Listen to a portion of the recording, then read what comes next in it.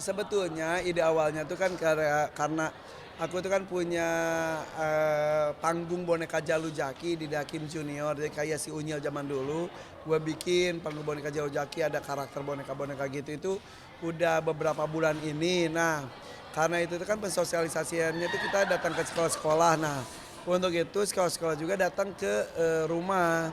Nah, bonusnya interaksi dan binatang. Jadi tujuan mereka itu adalah lihat, panggung boneka Jalu Jakinya dan alhamdulillah bermanfaat. Jadi binatang-binatang, aviari, apalagi kan di rumah tuh udah ditangani oleh para profesional juga. Jadi mereka tuh bisa berinteraksi dengan binatang secara langsung. Jadi mengajarkan tentang kecintaan kepada alam, hewan, tumbuhan dan sebagainya dan juga mengajarkan kebaikan dengan panggung boneka Jalu Jakinya itu sendiri. Jadi dan, ini udah kesekian kalinya sebetulnya.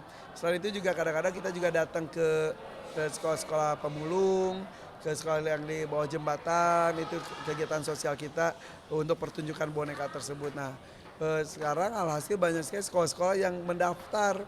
Jadi karena sebetulnya kan gue itu nggak komersil itu tuh kan sebetulnya, tapi ya karena banyak yang mendaftar ya nggak bisa semuanya juga. Jadi ya kita, random aja kita pilih yahin yang mana gitu, karena kalau semuanya juga kan nggak bisa karena, tempat gue juga kan bukan tempat umum, itu area pribadi banget dan gue juga, menjaga kenyamanan para hewannya juga karena bukan apa-apa kadang-kadang yang datang juga kan kenapa kita harus pilih-pilih karena kadang-kadang yang datang tuh tidak, satu visi dengan kita. Jadi kadang-kadang ada namanya juga anak-anak ada yang ngejar-ngejar si binatang dikejar-kejar dia kan takut sementara di binatang di gue tuh hidup berdampingan gak ada rasa takut mereka tuh gitu kelebihannya seperti itu. Tapi kalau anak-anak itu sudah bisa teredukasi bahwa kita tuh jangan menakut-nakuti binatang, kita hidup berdampingan dengan mereka yaitu baru yang gitu-gitu biasanya yang kita terima. Jadi mereka tuh bisa mengelus, menggendong dan sebagainya. Bahkan ada yang bisa dicium juga dan lain-lain.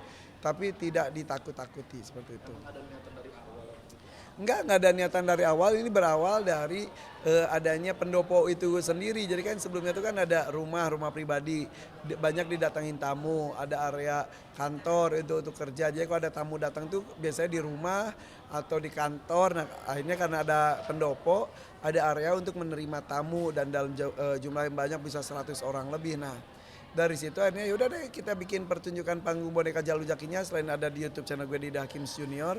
Sepanjang bulan puasa juga ada tayang tiap hari. Nah, ini secara live-nya mereka lihat secara langsung. Jadi karena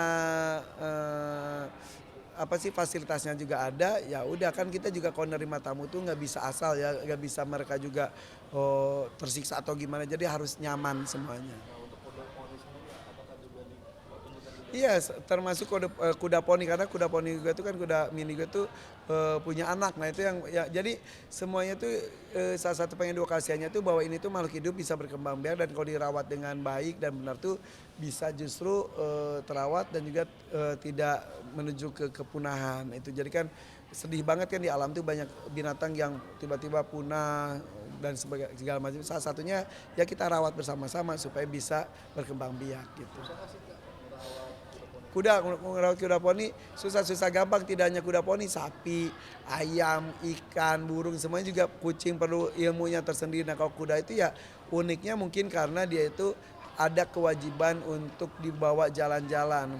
Bawa jalan-jalan, bahkan sekarang yang anak kuda poni itu sama ibunya si Juliet itu udah dilepas di halaman, nggak kadang-kadang nggak di kandang juga dilepasin aja udah mereka nggak kemana-mana mereka merumput sendiri bebas gitu. Nah, kalau yang si Charlie itu masih harus dibawa ke jalan-jalan pagi sekali, sore sekali supaya pencernaannya juga bisa sehat seperti itu. Nah ngomong soal kuda nih kemarin juga ngomongin soal satu juga Jalu sempet marah. Emang seberapa bahayanya sih? Oh ya, jadi berkuda itu gue melihat sebuah tayangan. Jadi ada 5 olahraga yang cukup resikonya tinggi. Ada balap motor, ada segala macam lah apa aja ya gitu.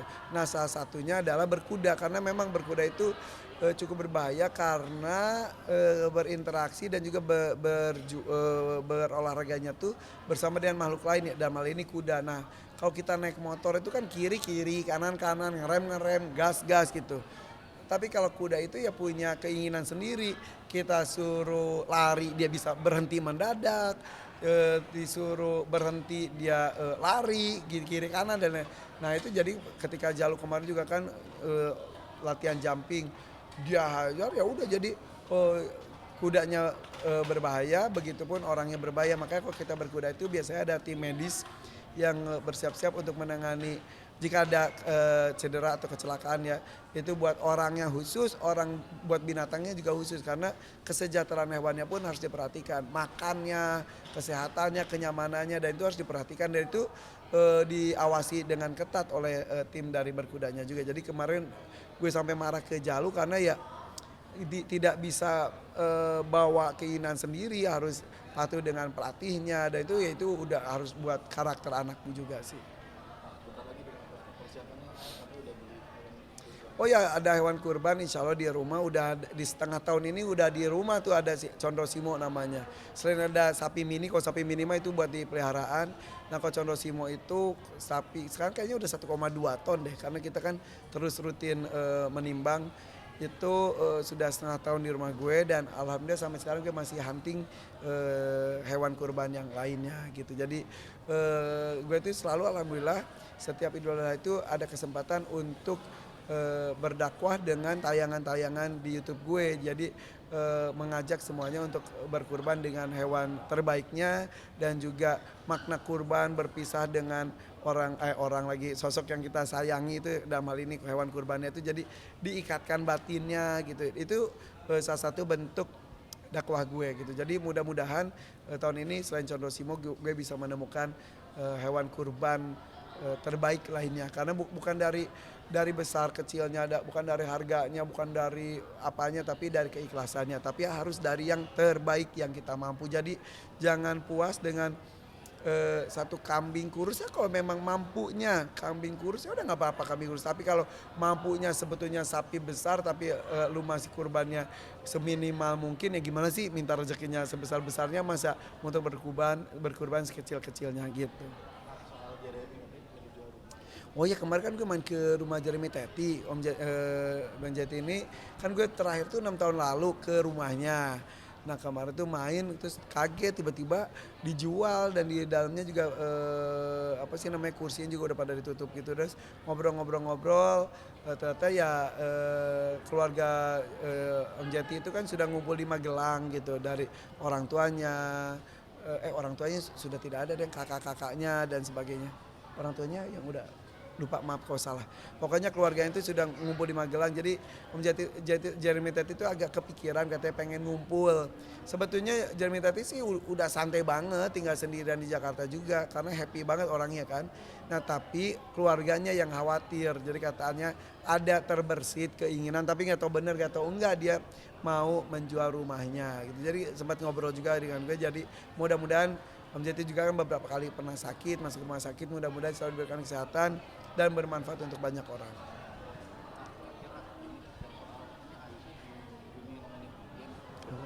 Enggak.